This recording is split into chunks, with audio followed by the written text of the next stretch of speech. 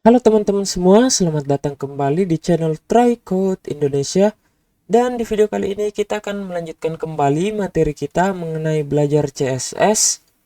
Jadi di sini kita akan melanjutkan dari materi sebelumnya, dan dimana pada video sebelumnya kita sudah membuat folder belajar CSS yang akan kita gunakan untuk menyimpan file-file project kita, file-file project CSS yang sebelumnya sudah kita buat, maupun file-file CSS untuk video-video selanjutnya nanti.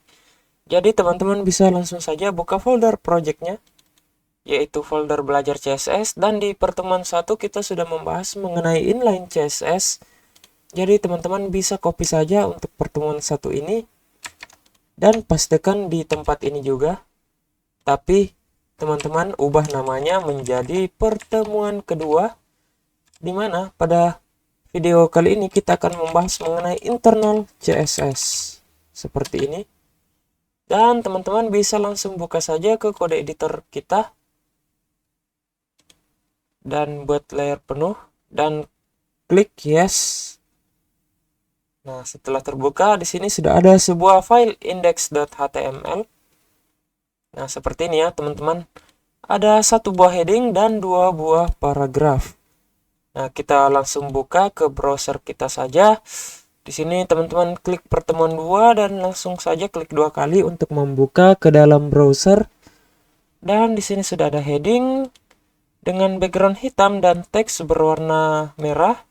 Kemudian dua buah paragraf yang teksnya juga berwarna merah. Nah, di sini kita akan membahas mengenai internal CSS. Jadi, apa itu internal CSS? Jadi, contohnya seperti ini. Saya buka kembali kode editor kita. Nah, di sini kita memberikan style yang sama antara paragraf yang pertama ini dengan paragraf yang kedua, yaitu dengan memberikan color berwarna merah. Meskipun di sini kita ada yang menggunakan kode heksadesimal dan ada yang menggunakan RGB seperti ini, tapi sama-sama menggunakan warna merah. Jadi misalnya saja di sini kita ubah saja RGB-nya menjadi kode hexa juga agar sama seperti di atas, dan kita save. Harusnya tidak ada perubahan ya teman-teman. Kita bagi dua dulu seperti biasa. Nah, kita tutup sidebar-nya. Nah, teman-teman bisa lihat di sini ada dua buah paragraf dengan teks berwarna merah. Nah, misalnya saja kita tambahkan paragraf lagi seperti ini, atau tidak usah pakai style dulu, langsung saja kita buat ini adalah paragraf 3 seperti ini. Nah, kita refresh. Nah, paragraf 3 ini berwarna hitam. Tapi bagaimana jika kita ingin untuk paragraf kita menggunakan style yang sama, yaitu teks berwarna merah seperti ini? Nah, jika kita menggunakan inline seperti pada video sebelumnya, tentunya kita perlu menuliskan style seperti ini dan memberikan property color seperti ini. Property color dengan nilai hexa dari warna merah. Nah, ini cuma 3 paragraf. Kalau kita refresh, nah sudah berhasil menjadi berwarna merah. Tapi coba teman-teman bayangkan, bagaimana jika pada website kita ada begitu banyak paragraf? Nah, tentunya hal seperti ini tidak akan efisien ya teman-teman, karena kita menuliskan style secara berulang-ulang. Nah, inilah alasan mengapa kita perlu menggunakan internal CSS. Jadi apa itu internal CSS? Jadi internal CSS adalah sebuah style yang menggunakan selektor untuk menerapkan gaya atau style dari suatu elemen. Jadi kita bisa buka text style di bawah title. Nah, di sini kita bisa menggunakan selektor. Misalnya P untuk paragraf, dan kita buka kurung kurawal dan tutup kurung kurawal seperti ini, lalu tekan enter. Nah, jika seperti ini maka teman-teman menggunakan selektor untuk elemen paragraf seperti ini. Jadi kita bisa copy saja bagian ini, color -2 hashtag FF0000, lalu kita copy kita pindahkan ke atas sini. Nah, selanjutnya kita hapus saja semua style dari paragrafnya.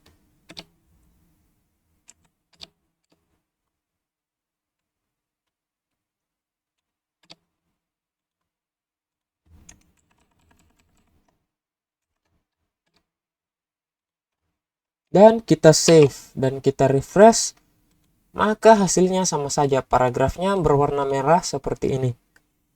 Nah, selain itu, ketika kita menggunakan internal CSS, kita dapat dengan mudah mengganti style dari suatu elemen atau suatu heading, paragraf, dan sebagainya dengan cukup mengganti di bagian tag style ini.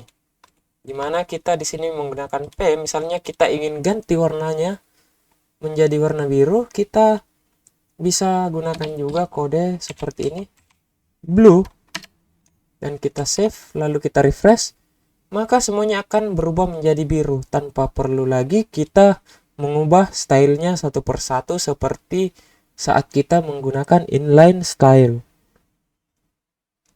Kita juga bisa menerapkan lebih dari satu properti, misalnya kita ingin menambahkan background color. Nah, di sini kita misalnya ingin menggunakan background color pink. Nah, seperti ini. Jika kita save dan kita refresh, maka sudah ada background berwarna pink. Misalnya lagi kita ingin menggunakan font family Arial seperti ini. Kita save dan kita refresh. Nah, fontnya sudah berubah jadi Arial. Jadi teman-teman tidak usah pusing dulu mengenai properti-properti ini, background color, font family, karena ini akan kita bahas di video-video berikutnya. Jadi fokus kita di video kali ini adalah membuat internal CSS, dan kita sudah berhasil menerapkan internal CSS pada project CSS kita kali ini. Atau bagaimana jika kita terapkan juga style untuk H1 seperti ini. Misalnya untuk H1 kita ingin buat font weight-nya menjadi 100. Jadi font weight ini adalah ketebalan dari font ya, teman-teman. Kalau kita ubah jadi 100, harusnya fontnya menjadi lebih tipis. Kita save. Teman-teman bisa lihat di sini ya. Kita save dan kita refresh. Nah, fontnya sudah menjadi lebih tipis. Jadi begitu ya teman-teman. Kita bisa gunakan internal CSS seperti ini. Dan untuk bagian ini juga, pada bagian style ini, teman-teman bisa pindahkan ke H1 yang ada di sini. Dan untuk style H1-nya bisa kita hapus. Dan kita save, dan jika kita refresh harusnya tidak terjadi perubahan apa-apa ya teman-teman.